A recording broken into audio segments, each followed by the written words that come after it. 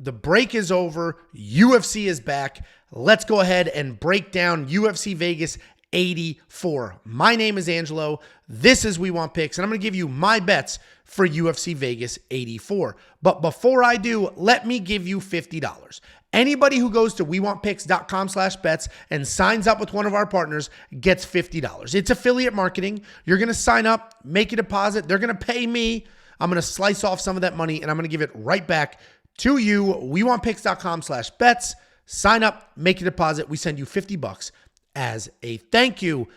Don't forget, I crushed UFC 296. I did really well. We ended the year with a bang. The safety parlay continues to be a massive success. My bets were absolutely on fire. The picks were solid.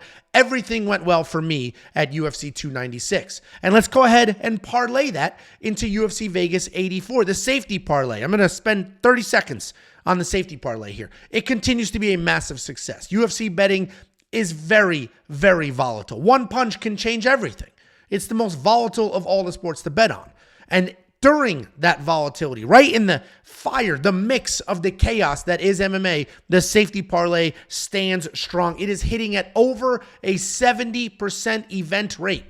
70% of the events that safety parlay crushes. It averages almost 2 units of net profit, just this one single bet. And keep in mind, that's net profit each month, and that includes the weeks off, like the 3 that we're coming off of. You can unlock the safety parlay for every single event. Just go to wewantpicks.com, click become a member at the top. It's only $10 for everything that we do. That $10 will also get you tools like the line movement tracker. You're going to get opening odds, the current odds, the win probability, and the line movement for every single fighter on every single card. This card specifically, only one fighter, Jimmy Miller, open as a dog and will close as a favorite unless something crazy happens at the weigh-ins. You're also going to get detailed data, metrics, and analytics. You can use this information to identify prop bets that make sense. You're going to get takedown percentages, takedown defense, strike averages. You're going to get all of that information. So when BetOnline, DraftKings, and some of these other books drop their prop bets for significant strikes landed, takedowns landed,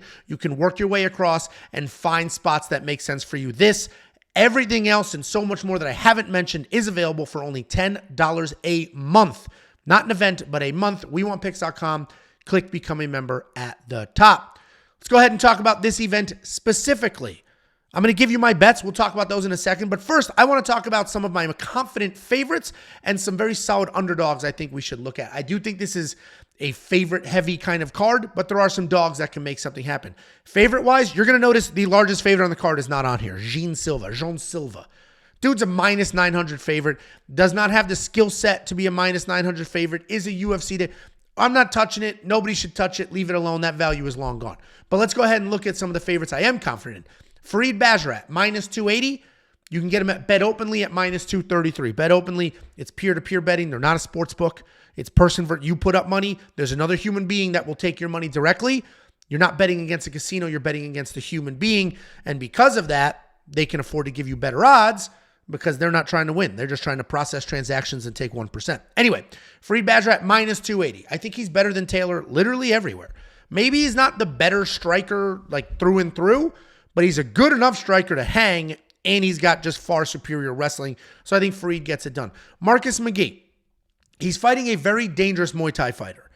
And the one concern I have for Marcus McGee is we haven't necessarily seen him in trouble. We haven't seen him in the UFC use his wrestling yet either. But I have seen him use wrestling. I have seen him go a little bit longer than a first-round knockout. And I am confident that he can win this fight. I think Marcus McGee gets it done. I think he's got the power on the feet. I think he's got the grappling. I do not want him in a striking match, so hopefully he turns on those wrestling credentials and gets this done. Waldo Cortez Acosta, unfortunately, for all of us OG UFC fans, we are going to see Andrei Arlovski lose. He will probably be finished. And, it's going to be a sad day. I love Andrei Arlovski. I've been watching him since the beginning. I watched him in person live at Mohegan Sun in Connecticut at UFC 58. And I loved it, every second of it. So watching Andrei Arlovski at 45 years old get knocked out, which is probably what's going to happen, is going to be tough. But that line is juiced because he's 45 years old. And then Magomed Ankalaev in the main event. Listen, we saw a couple minutes of this fight already. And Ankalaev didn't like the range, so what did he do? He closed the distance, got a takedown. Then there was an illegal knee and then whatever. Fight didn't happen, technically on paper. But we saw that Ankalaev can take down Johnny Walker. I think we're going to see a lot of that. I think Ankalaev is going to come in here, wrestle, and I think he's going to win this fight. I think these odds honestly make sense. Those are the favorites that I am most confident in. And here's some solid underdog. Listen, everybody picked Jim Miller to win. Everybody. So much so that he opened as an underdog, and that line has steamed. He is now a good-sized favorite. Minus 160s on some books. Good-sized favorite. I get it. Dude's also 40. Gabriel Benitez is the much better striker in this matchup. It's not even close. It's not even close. He's going to be the much better striker. Javier Mendez famously said that Gabriel Benitez is the hardest kicker at AKA. I asked somebody I know that's very familiar with AKA. I said, is this true? And he said, if he's not the hardest, he's second hardest to Rockhold. But the fact that giant 185-pound Luke Rockhold and Gabriel Benitez are like debatable who kicks harder is astonishing. Gabriel Benitez is going to be the better striker. He's going to be powerful. He has all the tools. Problem is, he's a little chinny. We've seen the dude. He's a little chinny, and all of a sudden, Jim Miller has discovered power later in life, and we know Jim Miller is Jersey tough. I don't know if a couple leg kicks are going to get Jim Miller out of there. So with all that being said, I did pick Jim Miller to win. But if I'm looking at a slate, and I'm trying to find underdogs that make sense, good, solid underdogs, I think Gabriel Benitez is absolutely one of them, especially considering that Vegas, when they set the line, they're like, this guy's going to win. So I do like Gabriel Benitez in an underdog slot. Then we got Phil Hawes at plus 110. The reality is Phil Hawes is the better fighter in this matchup and 90% of his matchups. He's a former D1 wrestler. He's got power in his hands. He's got good technical striking. He's got all the skills, cardio. He has everything except the chin. That's what people are worried about here. Bruno Ferreira hits like a freight train, but we also just watched Bruno Ferreira get taken down and quit. Not quit, but got taken down, beat up, stopped. Phil Hawes could absolutely do that here. He's coming off a knockout loss. He was winning the striking exchanges, got caught as he does, and he was out. But if he shows up and he says, what am I doing? I am an elite level wrestler. Why am I striking? And if he shows up with that attitude and starts taking down Bruno Ferreira, he can win this fight. I think he's a great underdog. Preston Parsons, you see it's minus 110. It's even money now. He keeps flopping. Some books have him as plus money underdog. Other books have him as even. He's not a favorite anywhere. I have a bet on Preston Parsons at underdog money. I will show you in a second. The reality is Preston Parsons was already on this card. Matt Semmelsberger, his opponent, is short notice. And Preston Parsons, while not very good, is a persistent, nonstop grappler.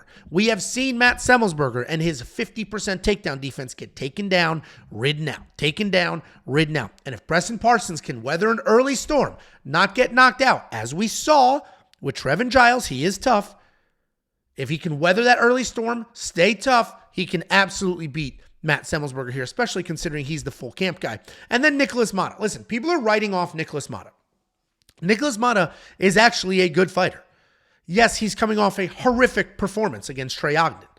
But this is what the MMA community tends to do. They see one bad fight, and then they're like, this guy sucks. This guy's terrible. Look what Trey Ogden just did to him. He's terrible. His opponent's a much better striker than Trey. And I also believe all of those things based off of his last performance. But with that being said, we have seen Nicholas Mata be good far more often than we've seen him be bad. He is fighting a UFC debut. And if Nicholas Mata all of a sudden puts a few things together, he's got twice as many fights. He's got all the UFC experience. Nicholas Mata should not be a 3-1 dog. He should not be a 3-1 dog. And I think if we're looking at underdogs, it's not absurd to think that Nicholas Mata can win this fight. Let's take a look at my actual bets. This is what I did with my money. You can do what you want with yours. This is what I did with mine. I have almost 5 units out the door, and I'll get back almost 9. Essentially, all of this works. I double my money. I added a column for this week. You can see the current odds column. So we got the bet odds, which is the odds when I placed the bet, when I gave these bets to premium members, and then the current odds, where those odds sit today. I beat the line on every single one of them except one, the Jim Miller over 1.5 rounds. I missed by a couple of points there, but crush the odds on all of these, and this is why it's important. I'm going to plug premium again. Premium membership's only $10 a month. The line movement alone, because there are some people that say, Angela, why am I going to sign up for premium? I see your video on Fridays. Well, 2 things. 1, my video is not all my bets. You're not going to get the safety parlay here. You're also not going to get Jacob's bets. And the line movement alone. Look at this line movement. There were people that took weeks off, 3 weeks off. And you know what happened during that week? Those 3 weeks? Jacob and I were grinding away, putting bets on the board, beating every single one of these lines. So make sure you check. Make sure if you're a premium member, go to your account page, link the Discord so you can get alerts. You don't need to log into the website all the time. We'll alert you to your phone. Oh, Angelo placed this bet. Oh, that's a decent bet. I like it. Or, trash bet. Put it down. Either way, let's talk about my bets. Beat the line on all these. Ricky Simone, minus 144. He's minus 185 now. I do have a full unit on him. I fully recognize this is a tough fight. And the reality is, if Ricky Simone was minus 185, I don't know if I would have placed the bet. I just don't know because Ricky Simone should win this fight. Ricky Simone should be the better fighter. The non-stop aggressive wrestling should be able to get this done. That's why I have the unit on him at minus 144. Preston Parsons, I mentioned I got him at dog money, plus 105. All the reasons I mentioned on the previous slide. I think he's going to come out. I think he's going to wrestle aggressive. While he's not the most skilled fighter, we saw that in his last fight, he is very tough, very durable, and dangerous. The guy's a very good grappler. He's got 9 submission wins in 10 wins. I think he can survive an early storm and get this done. Joshua Van, minus 225. He is stepping up on short notice. He's the short notice guy, and he's a pretty big favorite here. I threw 1.5 units on him. And the reason I took that deep breath and I'm hesitating here is because I do think he should be a big favorite. I bet 1.5 units on him at minus 225. I would not do more than that. I would not throw him in parlays. I wouldn't do more than that. He's only 22 years old. He's the better striker. He should absolutely win this fight. He should be able to defend whatever takedowns come his way by Felipe Bunes. He should be able to light up Felipe's face, and he should win this fight. That's why I bet my money on him. But I'm not going to be overly exposed to a 22-year-old on short notice, even though we saw him on short notice in his UFC debut and he looked great. Anyway, Josh Van, 1.5 units on him at minus 225. Miller Benitez over 1.5 rounds. I don't know why it's a 1.5 round line. Yeah, I get it. Jim Miller has found some power lately. He's coming off like a 25-second knockout or something like that. But that was against a short notice UFC debut. Gabriel Benitez is not that. The dude's a veteran at this point. He's been around forever. And yes, he can be chinned. But Jim Miller, yes, he has power lately. I'm saying yes a lot. Yes, he has power lately, but that's not who he is as a fighter. So I do think this will go over 1.5 rounds. I think it'll go a little bit longer. Is it going to be a decision? I'm not sure, but I trust the over 1.5 rounds here. So I threw a half a unit on that. Then I did parlay 2 of my big favorites there, Marcus McGee and Javid Bajarat, plus 110. I'm very confident in both of them for all the reasons I mentioned on the previous slide. That is no longer plus money. And then I did a round line parlay. Semmelsberger Parsons over 1.5. I think Parsons is diving at legs, getting takedowns, hanging out on top. I think Semmelsberger is good enough to not get submitted early. And then Lapilus, Bajarat over 2.5 rounds. Lapilus and Bajarat are not finishers. They don't finish anybody. I don't know why the comment section is like, Taylor Lapilus by knockout. Who the hell is he knocking out? Who's he knocking out? This dude is a decision machine because he takes his time. He's patient, one shot at a time. Either way, I think that goes to a decision. I think Semmelsberger Parsons goes over 1.5 rounds. You're going to get plus 134 on that, half a unit on that. These are my bets on the board as of right now. We still do not have takedown prop bets. We don't have significant strike prop bets. And we don't have who wins the first round type prop bets. And we haven't had weigh-ins. All of those things, I may throw more bets on the board, so make sure you are a premium member to see those bets when they go up. WeWantPicks.com. Click Become a Member at the top. It is only $10 a month. Here's a quick look at the safety parlay. There is a safety parlay for every single event, including UFC Vegas 84. The safety parlay is for premium members only. I will never give that out for free. And the safety parlay continues to be the most stable, the most reliable bet in this space by any capper on planet Earth. It just is. First of all, I invented the term safety parlay. I own safetyparlay.com. Nobody said those words before me. Now everybody's saying those words. I take it as a compliment. Jacob and I are paving the way. People love scooping up successful things, and I'm very proud that we are successful enough for people to try to copy. Safety parlay is an Angelo thing. You see somebody else saying it, you know where it came from. Anyway, we've hit 6 of the last 7 parlays. It averages almost 2 units of net profit every single month, and that includes the weeks off, like the 3-week break we just had, and it is at almost a 71% event accuracy. So what this is saying is 7 out of 10 events, this safety parlay is hitting, and as you know, betting on MMA is insanely volatile. Unlock this at WeWantPicks.com.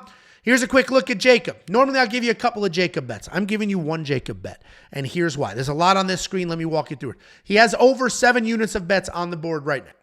If you're a premium member, about 7 units of bets you can check out. Here's one bet. Here's a half a unit bet. A unit for us is $100. And I provided the ticket because the line movement on this is berserk. He got Mata and Tom Nolan under 1.5 for plus 115. He put that on the board. You can see he placed it December 27th.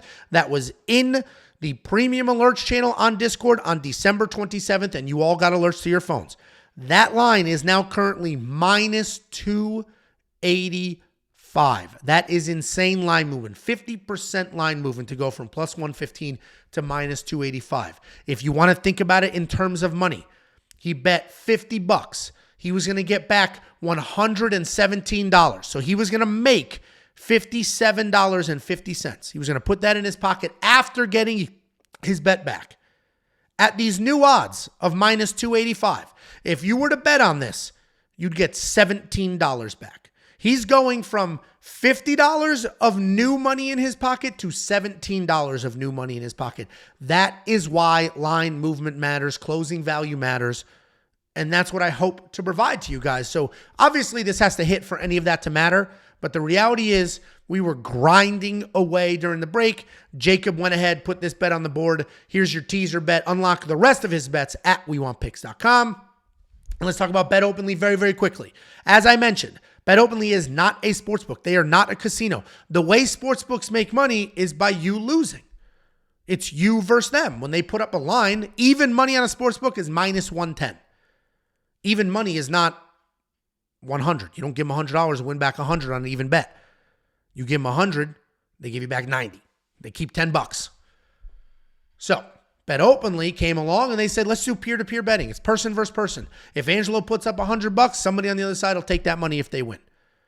If you win, you take that person's money. And Bet Openly just takes 1% to process all these transactions, keep the website going, all of that. I do believe peer-to-peer betting is the future of betting. Sportsbooks will always exist, but peer-to-peer betting does two things. One, you're going to get better odds. And two, it's just fun to take somebody's money, to take their actual money, beating the books. Yeah, it's great. Beat the books. You think DraftKings gives a shit about your $100? No, but I guarantee Jacob does. And you can bet against his lock of the week. You can go in our Discord and grab the other side of his lock of the week. He bet on Jim Miller. That is his lock of the week. You can bet on Gabriel Benitez. And if you hit that, you literally take Jacob's money from his pocket and put it in yours. Same thing for my safety parlay. I'm not going to tell you what it is, but the safety parlay is up. And the way you bet against a parlay is if any one of the two people in the safety parlay lose, you get paid. So check out Bet Openly. You can go to WeWantPicks.com/BetOpenly or just go to BetOpenly.com. Don't forget about the $50. I will give you $50. I will give everybody $50. WeWantPicks.com/bets. Sign up with any one of our partners on that page, make a deposit, and we send you $50 as a thank you. If you have signed up and you have not gotten your $50, make sure you fill out the form. The only thing we need from you to give you the $50 is there's a giant right at the top, claim $50. All you do is you put in your account number, your name, and how you want to get paid, and that's how we verify everything and we get you paid. WeOwnPicks.com/bets. Sign up, make a deposit. We'll send you $50.